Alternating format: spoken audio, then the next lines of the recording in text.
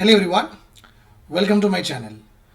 Today we'll be talking about a very important area in our PSIR, that is Indian nationalism.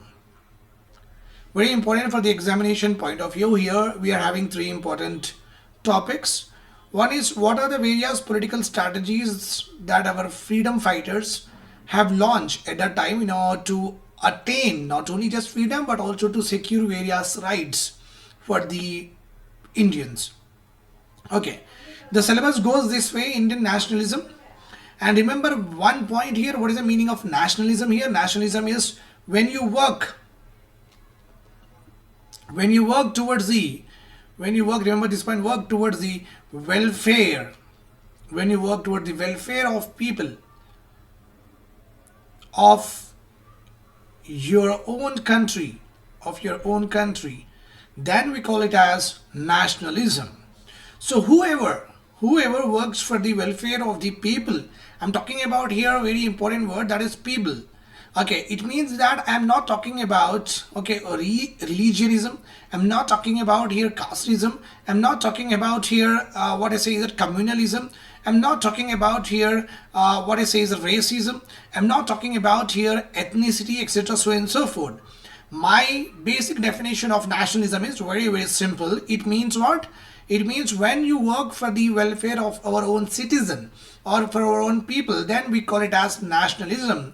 For us, the nationalism comes first. Okay, this is one area of understanding what? Nationalism. Remember this point, when you work towards the welfare of the people, transcending caste, creed, place of birth, descent, etc. so on and so forth. That is one important dimension with regard to nationalism. Another important definition of nationalism is with regard to its territorial integrity. India.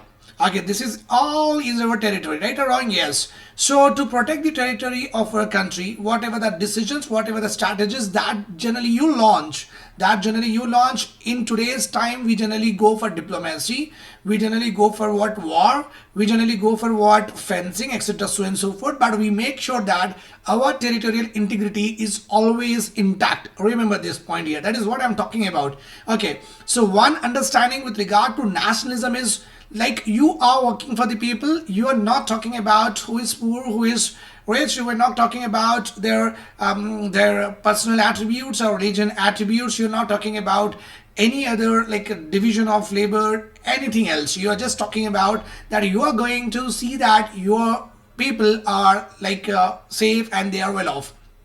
That is one.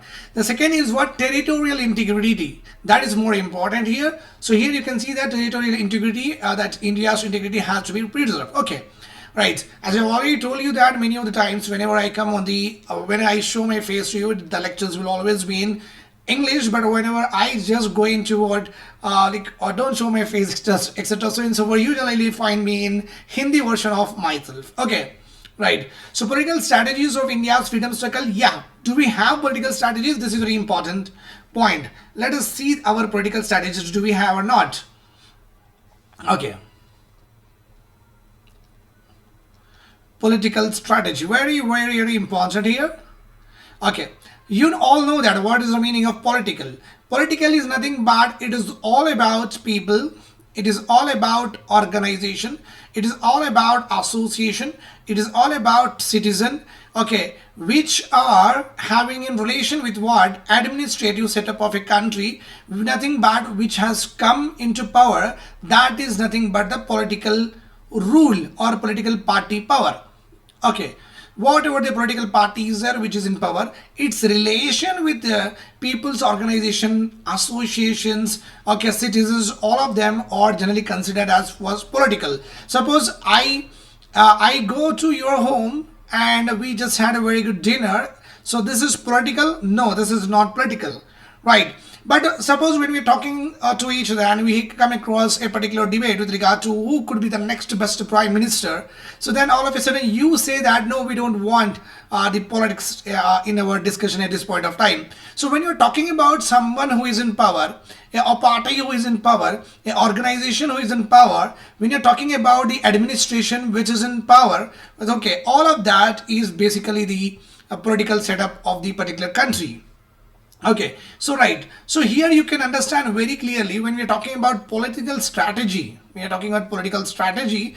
Here you can see that obviously in order to fight the Britishers, so who was a political person at that time when we got the independence? We have the East India Company was there at that time, right or wrong? Yes, East India Company was there. It was ruling us. After that, in 1858 onwards, we got what?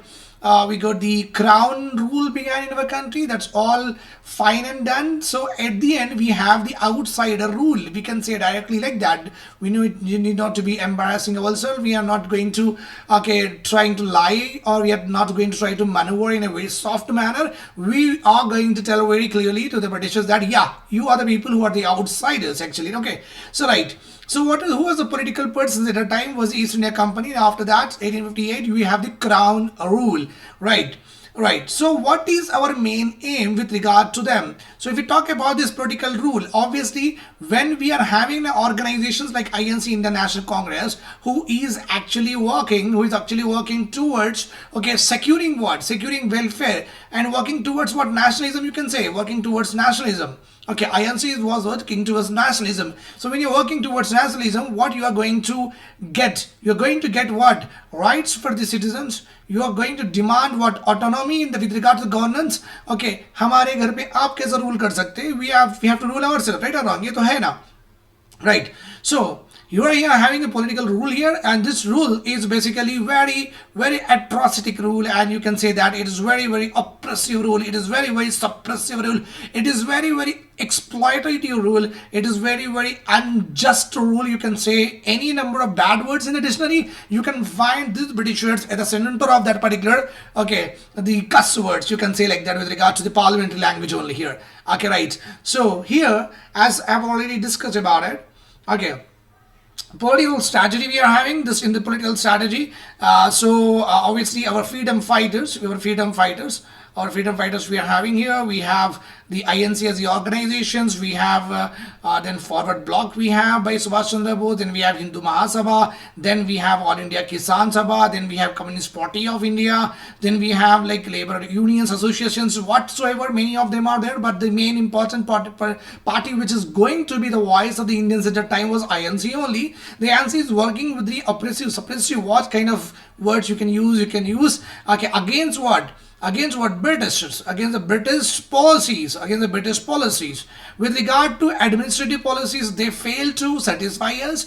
They have made sure that there are less number of people to be represented from Indian representation. The administration was very minimal, and it was Indians were not treated in the office same like as the white people. Their salaries was less than the white people's salary, etc. So in administration they had a very good or elaborate administration was there, but still on par with that whites we are not treated the same. Then we have the economic policy. Complete brain drain happened. We have seen an economic, the complete deindustrialization of rural areas and lots of imports of finished goods in our country, leading to the complete collapse of our Indian industries, what has been established over a period of time. So administrative policies were not great. Economic policies were also disastrous. Then that military policy, expansion through military, expansion through diplomacy, pressurizing them through innovative policies like subsidiary alliance we are having here, and doctrine of lapse, etc., so and so forth. All of the policies were actually not in the consent of the people or the masses, you can say. Obviously when you are deprived of any of these headings, when you are not given any of this, so a kind of rebellion will come into you or not. Yes, that dissent, that discontentment has to be mobilized by our leaders or not. Yes, that is what our freedom fighters have done. That is what our forefathers have done. INC, they have founded on the pretext of obviously A.O. Hume. We founded the INC, Indian National Congress, in the year 1885 by keeping a white person in front of, because to make sure that the process of forming should be very smooth and should not be so suspicious in the eyes of what? In the eyes of Britishers. So we found this one in order to correct this policies and this policies. That is what we talk about. This is one important area of understanding the political strategies. Many of the political strategies are directed towards what? All of this. So for example, if you take up Champaran Satyagraha, you take the peasant uprising, tribal uprising, all of these are directed towards what? Economic. All of these are directed towards economic. There are few of them which are what administrative also. That anyhow we'll discuss one by one, no need to worry about it. Okay, so our INC, Indian National Congress, was very much against with regard to various political innovations or political strategies that was introduced by the Britishers at that time, with regard to economy, with regard to politics, with regard to administrative, with regard to social. This is all. In every sphere of our life, we have been deprived, we have been discriminated, we have been oppressed, we have been suppressed, etc., so on and so forth. Clear? Right. So INC was founded in order to secure, in order to make sure that all of these we will get, all of these will get. Another important point with regard to INC is to get what? Independence. To get what? Independence. At least by the beginning of INC formations and the beginning of the goal that they basically put a autonomous governments. Autonomous governance. Okay, nothing but our political leaders have said that, okay, we want to govern our own country according to our rituals, according to our traditions, according to our customs. So we are well, or what I say is that we are well versed with the conditions of our country, and we know how to govern it. We can produce a constitution by our own, and we can do that. Okay, that was also one of the reason. Okay. Right. So what has happened? So what was the political strategies that we are talking about here? So political strategies, I have already told you that we are talking about a strategy. In that many events may come into existence, but we are just talking about a political strategy here. So political strategy, if you see that, one is very popularly we know about it and also mentioned in our syllabus, that is Gandhiji, or you can say the Gandhian strategy. Okay, with regard to secure whatever I have told you just now from the Britishers. Gandhian strategy was there. And there was, apart from that, we also have moderates and extremist strategy also we are having. Apart from that, we also have a revolutionary strategy we are having. And apart from that, we also have what? Peasants uprisings, tribal uprisings was also there. Okay, so these particular areas has actually led to complete what I say is that shaking of the British government over a period of time, acted as a breakwaters with regard to the British policies, expansionist policies. Okay, right. So that is what the discussion is there in our syllabus. You can see that constitution to mass Satyagraha, non-cooperation movement, civil disobedience, all of these belongs to Gandhiji. Then we have militantia, nothing but extremist strategy was there. You know that very well, what kind of strategy that we follow you. And revolutionary strategy, how can you forget the hero of our freedom struggle, that is Bhagat Singh, a young, I really am very fond of him. And we also have what peasant and worker movements are very, very less, but peasant movements are very elaborately given to us. Then after that, the syllabus talks about, okay, perspectives on Indian national movement, means how we have seen the national movement. Suppose the complete independence was happened. Okay, suppose let's just imagine a point here that we are into a fascist party, and everything was being done and people are dancing, and this was the program, that was the program, some cultural programs. So the program was done. Sorry. So being a judge over there, so after the event was happened, I would be asked questions by the journalists, and I will be saying that, yeah, it's a very nice event, and it was very progressive event, very liberal thoughts has been presented by the performance here, etc., so on and so forth. So what is how I have seen it, how I have seen the particular event that I am telling to you, that is called as my perspective. So you can be other perspective. You can say, let us suppose you are also a judge of this particular event, and you say that it is completely vulgar, like guys and girls are dancing together, they are getting very sensuous. No, this is not our culture, that's not how we have been there over a period of time. Okay, so you have a different aspect about it, you have a different perspective about it. So for me, it is very, very liberal, very, very progressive. For others, it could be very, very conservative, right or wrong. So that is what we are talking about here. When we say Indian national movement perspective, means whatever the various important political thinkers and scientists and writers were there, how they have seen our national movement and what are their perspectives with regard to that.